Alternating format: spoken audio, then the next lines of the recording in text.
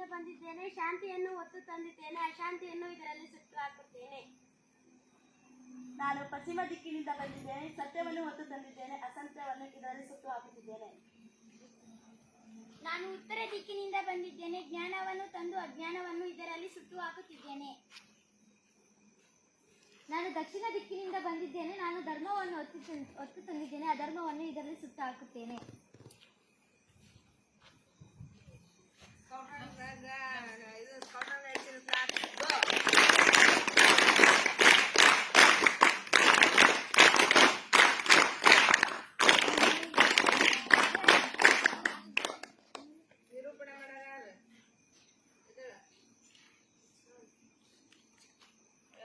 ಶಾಲೆಯಲ್ಲಿ ಟೂರ್ ಅನ್ನು ಹಮ್ಮಿಕೊಳ್ಳೋದ್ರಿಂದ fire camp ಅನ್ನು ಏರ್ಪಡಿಸ್ತೀವಿ ಮನೋರಂಜನೆಗಾಗಿ ಅಂತ ಹೇಳಿ ಸ್ವಲ್ಪ ಸಮಯ